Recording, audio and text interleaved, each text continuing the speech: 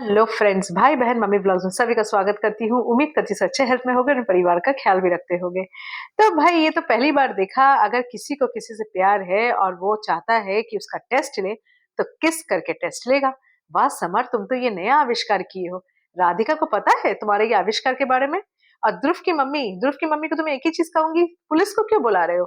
सीधा सीधे राधिका की मम्मी को फोन करो। राधिका की मम्मी को फोन करके बोलो कि आपका दामाद यहाँ बैठा है, मेरी बहू को किस कर रहा है और यहाँ पे बोल रहा है कि जाओ यहाँ से, मैं जब बात करके चला जाऊंगा तब यहाँ आना।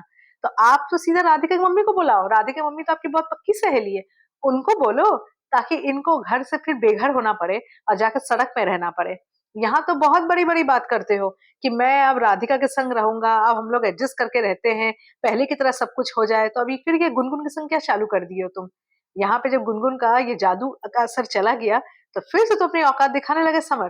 तुमको मतलब अभी भी कोई चिंता, अभी भी तुमको कोई वो टेंशन नहीं है कि अगर तुम्हारा वो फ्लैट तुम्हारे हाथ से निकल गया तो तुम और तुम्हारी माँ कहाँ जाओगे? यहाँ गुनगुन के घर में रहोगे जहाँ पे ध्रुव ध्रुव की मम्मी रह रहे हैं। इस गुनगुन के ऊपर भरोसा कर रहे हो जो गुनगुन पहले तुम लोग को यहाँ घर से निकलवा चुकी है जादू के चक्कर में। क्या गारंटी है कल परसों फिर और जादू नहीं होगा उसके ऊपर? अगर हो गए तो क्या करोगे? कुछ कर पाओगे? यहाँ पे तो भाई समर उनके चोटों को देख रहा है, चोटों के निशान को देख रहा है गुनगुन का कि यहाँ चोटे, गाल फूले हुए, यहाँ चोटे। ध्रुव तुमको रात भर मारता होगा। अरे समर, तुम अपने चोट जो देते थे वो तुम भूल गए? तुम जो गुनगुन को इतना मारते थे, थप्पड़ थप्पड़ मारते थे, जब उसको तुम बंद करके रखे थे अपने पास, वो जादू में थी, उसका असर हटवाने के लिए पंडित से उसको तुम कितना मार मारते थे? वो सब दिन भूल गए? तभी तो तुमको छोड़ के भाग गई पंडित के साथ।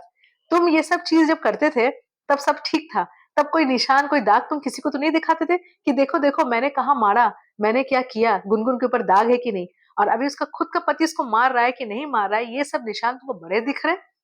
इसे कहते हैं कि शुभचिंतक बनना।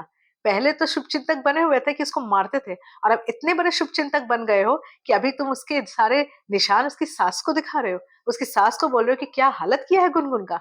वाह! अरे भाई, तुम्हारे साथ जैसे गुनगुन रहती थी ना, इसलिए वो भाग चुकी थी, क्योंकि वो तब जादू में थी। और अभी अभी भी लगता है नशा जब उतर गया है तो वो पगला गई है। इतना पगला गई है कि ध्रुव के ऊपर भी जो सो इल्जाम लगा रही है कि उसका चक्कर ऑफिस में चलता होगा किसी और लड़की के साथ, जबकि खुद ऐसी है और शादीशुदा होके भी चक्कर चलवा रही है। और एक क्या तुमने कहा उसकी सासू माँ को कि उससे फ्रीडम दो, बहू को फ्रीडम देना चाहिए। इतना फ्रीडम उसकी सास उसको दे दी कि शादी के तुरंत बाद ही वो तुमसे प्रेग्नेंट हो गई। और कितना बहू को फ्रीडम देगी?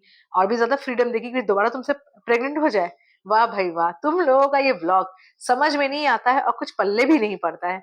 तो चलिए देखते हैं आगे आगे होता है क्या और कौन किसका कितना फ्रीडम छीनता है और देता है। तो उसका ब्लॉग अच्छा लगा प्लीज एक लाइक जरूर कीजिए, चैनल में नए प्लीज सब्सक्राइब जरूर कीजिएगा। तब तक के लिए बाय बाय।